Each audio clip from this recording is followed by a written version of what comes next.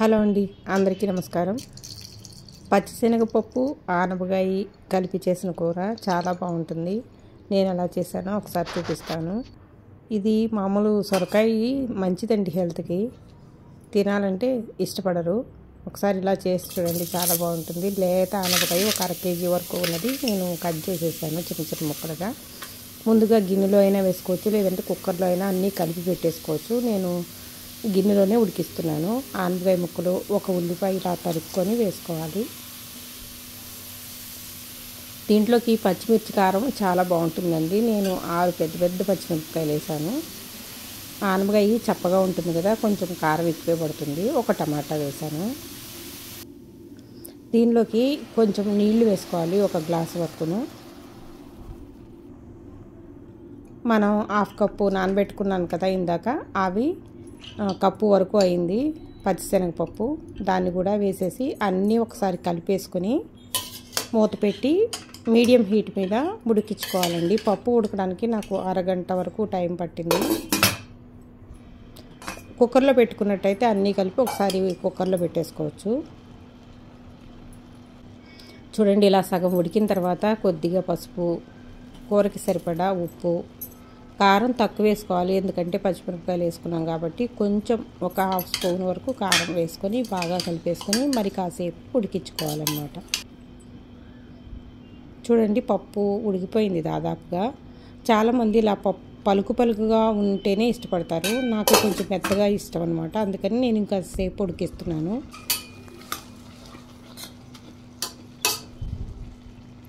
దీంట్లోకి కొంచెం గరం మసాలా పేస్ట్ వేస్తున్నాను. అల్లం వెల్లుల్లిపాయ, ధనియాలు, జీలకర్ర, గసాలు ఇవన్నీ వేసి మటన్కి రుబ్బిన మసాలా పేస్ట్ ఉందన్నమాట, అది కొద్దిగా 1 స్పూన్ వేసాను. ఈ కూర చాలా బాగుంటుందండి, మసాలా కూరలాగా ఉంటుంది.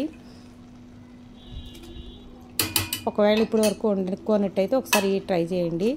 నాకు కొంచెం మెత్తగా చేసుకుంటేనే ఇష్టం, అందుకని నేను ఇలా స్మాషర్తో స్మాష్ చేస్తాను.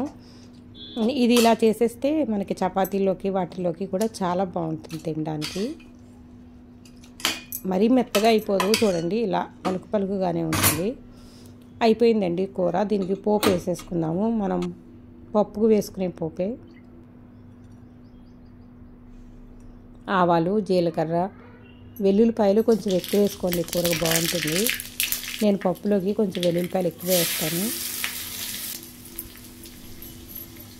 కొద్దిగా ఇంగువ, కరివేపాకు. ఆ చెట్టు కరివేపాకు అండి, ఫ్రెష్గా ఉంది కదా, మంచి స్మెల్ వస్తుంది. ఇది 1 నిమిషం వేగిన తర్వాత పప్పులో వేసేసుకోవాలి.